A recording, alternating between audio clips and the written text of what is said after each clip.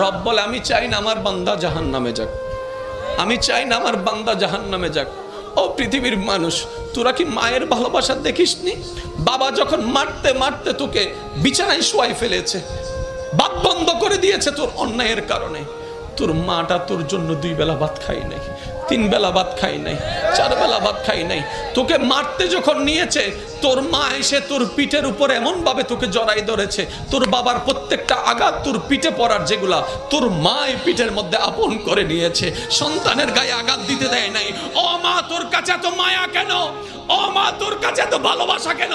মা উত্তর দেয়, আমি পেটে রেখেছি 10 মাস, আমি পেটে রেখেছি 10 মাস, রাতকে দিন মনে হয় নাই, দিনকে রাত মনে হয় নাই, কষ্টের পর কষ্ট করেছি, আমার বমির উদ্বেগ হয়েছে, বমি হয় নাই, বমির উদ্বেগ হয়েছে, সেই কষ্টটা আমি সন্তান তোর চেহারার দিকে তাকিয়ে সহ্য করে নিয়েছি, খাবারের স্বাদ চলে গিয়েছে তারপরও মেনে নিয়েছি, আমি ডান কাত হতে পারি নাই, বাম কাত হতে পারি নাই, তারপরও আমি কষ্ট সহ্য করে নিয়েছি, আমি প্রস্রাব পায়খানা করতে পারি নাই তুই পেটে থাকার পরে, বড় হওয়ার পরে, কারণ তুই আমার সন্তান, তোর জন্য আমি সেটা মেনে নিয়েছি। শেষ পর্যায়ে জানিস রে বাবা, এমন পর্যন্ত হয়েছে তুই বাঁচবি না হয় আমি বাঁচবো, ডাক্তার বলে 2 জন থেকে যে কোনো একজনকে বাঁচা যাবে। আমি মা সেই দিন বলেছিলাম, ডাক্তার রে আমার বাঁচার দরকার নাই, আমার সোনার মানিককে বাঁচাও, আমার সোনার মানিককে বাঁচাও, আমার কলিজার দনকে বাঁচাও, আমার সন্তানকে বাঁচাও। ডাক্তার বলে, ও মা তুমি বাঁচলে তো আজও সন্তান আসবে, তুমি বাঁচলে তো অনেক সন্তান আসবে। মা উত্তরে বলেছিল, ডাক্তার মশাই আমি তো সূর্য দেখেছি, আমি তো চন্দ্র দেখেছি, আমি তো আকাশ দেখেছি, আমি তো বাতাস দেখেছি,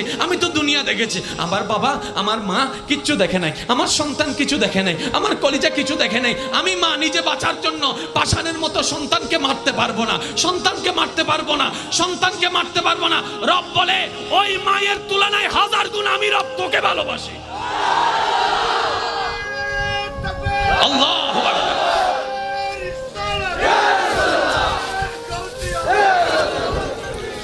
আল্লাহ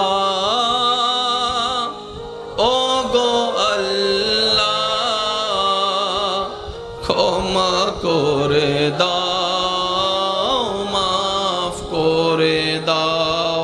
আল্লাহ ও গো আল্লাহ, ক্ষমা করে দাও। একটু অন্তরের ভালোবাসা নিয়ে ডাকটা দেন না, আল্লাহ ও গো আল্লাহ, ক্ষমা করে দাও।